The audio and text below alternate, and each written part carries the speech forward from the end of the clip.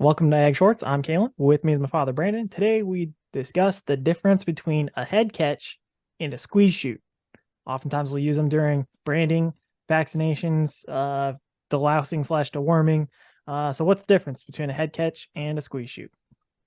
Well, a head catch on its own doesn't have the squeeze capability where Right. you can close the walls in, have it basically it's a wall that pivots from the floor up, and you can squeeze an animal, a cow or even a bull, um, so that you can kind of immobilize them a little bit, make it so they don't wiggle around, and you can work on them.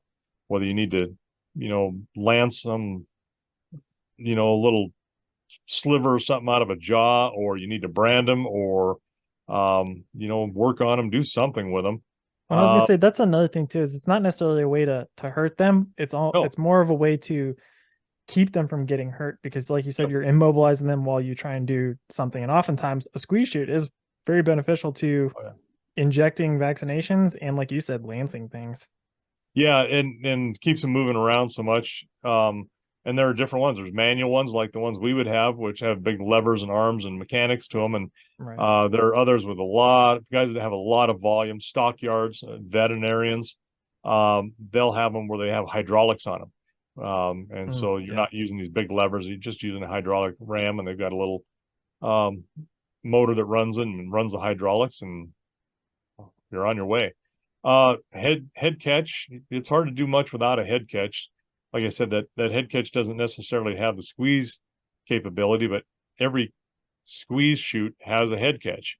So you put their head in, and then you can squeeze them down, or like what we have out in the main chute and into the barn too, for that matter. I don't want to squeeze a cow down when you're trying to get her to calve. I Right. mean, we're not doing that. You can kind of squeeze it a little bit, but not put a lot of pressure on them. But if you had to do something, but I like them to be able to move a little bit, especially during calving, not too much, because you might be attaching a little bit of something to pull a calf. So all it depends on the application of it. Um, the squeeze chute is dang sure handy when you got a brand a live or a grown animal. It sure makes it easy to put that brand on that way. And then of course we've got a squeeze chute and head catch as part of a calf table, which you can put them in there, catch them by the head, squeeze them down, and then we can rotate that table to lay them on their side. They're small to be able to do that. We can brand them, castrate if we had to. We don't castrate.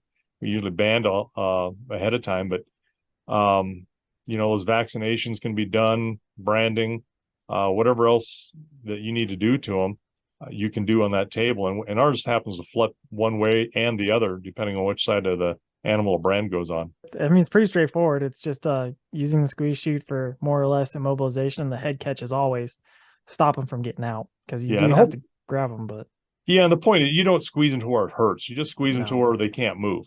Just immobilizes them, like yeah, somebody grabbing you by the arms and holding it down in a bear hug from behind. It's right, kind of the same exactly. way in a way. So, Yeah. all right, that's the difference between a head catch and a squeeze chute.